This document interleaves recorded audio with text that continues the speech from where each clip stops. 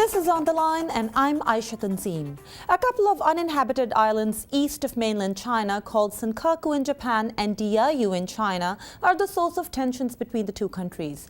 Today we'll ask our guest why the old dispute is flaring up again and what can it mean for the geostrategic politics of the Asia-Pacific.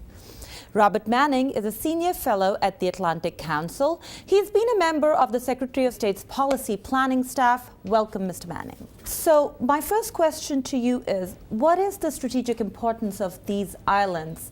Do they have oil and mineral deposits like everybody says they might? You know, you have a bunch of rocks, islets, and shoals in the East China and South China Sea.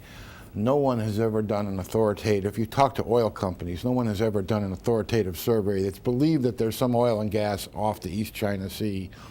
And in point of fact, the Chinese and the Japanese in 2008 reached an agreement to jointly develop them. That was a policy pushed by Deng Xiaoping, and it never got implemented. But to do offshore oil drilling requires billions of dollars of investment, and companies are not going to do that unless there's a stable, predictable, legal and political environment. But is there any idea how much those deposits are? Are they worth millions? Well, let me put it this way. Given China's growing and enormous energy needs, it would not make much of a difference in terms of their energy security. So I think this is more about national honor and history than it is about resources. So talking about history, this dispute's been dormant for decades now, and all of a sudden it's escalating again. The last time it was an issue was what, in after World War I? It's popped up rhetorically from time to time. It's never been quite this visceral before.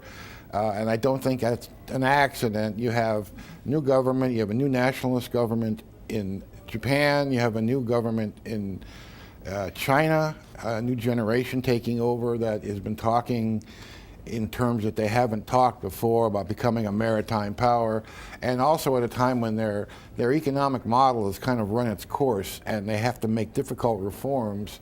And this is the Communist Party of China, the only legitimacy they have has been based on performance. So if the economy is not performing, the only thing they have left is nationalism. So it doesn't surprise me that they're escalating this. And now, what ostensibly precipitated it was a right-wing.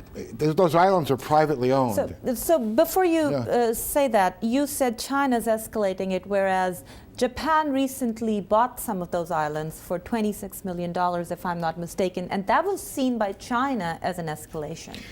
Correct. However, there's no doubt they misperceived it, in my view. The islands were privately owned. The Japanese government, there was Mr. Ishihara, who's a right-wing nationalist in Japan, wanted to buy them.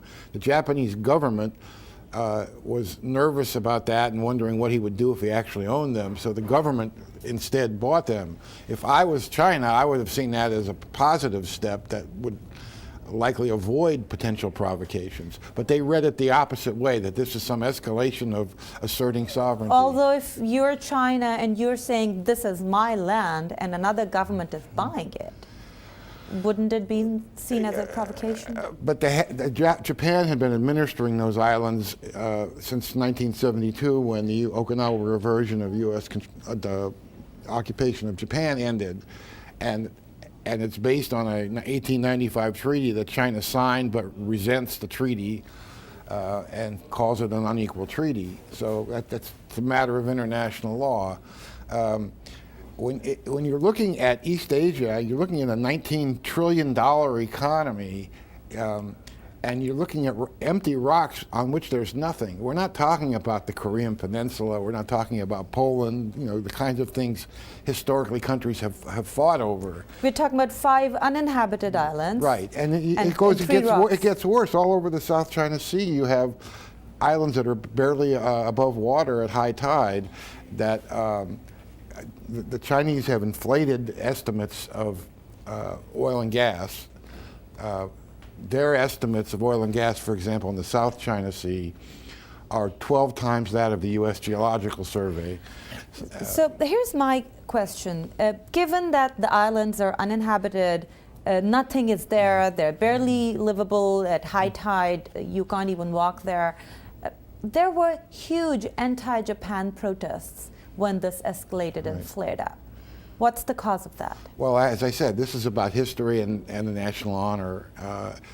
In China, they teach a history of occupation and violence from Japan in school.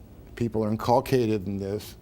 And it has flared up periodically, not quite as violently as this last round where they attacked Japanese companies and actually cost Chinese thousands of jobs working for those companies. Then let's come to this then. President Obama's administration has declared and signaled they want a bigger role in Asia Pacific. Right. They want to go back, basically pivot back towards Asia. Mm-hmm. What kind of an impact would that have, especially given America's ties with Japan post-World War II? Right, well, that's another miscalculation on the part of China. I mean, there's a lot of rhetoric, and as an Asia hand, I'm delighted that the Obama administration is putting more focus on Asia. But the fact is, we never left Asia. Everything that's been going on in terms of cultivating our alliances, partnerships with countries like Singapore and Thailand and Philippines have been going on before Obama got there and have continued. The Chinese overreacted and felt that somehow the U.S. is now reasserting itself and trying to dominate Asia at a time when they're rising.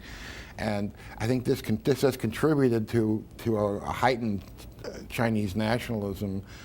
For the first time, for example, at their party congress, they talked about the need to become a maritime power.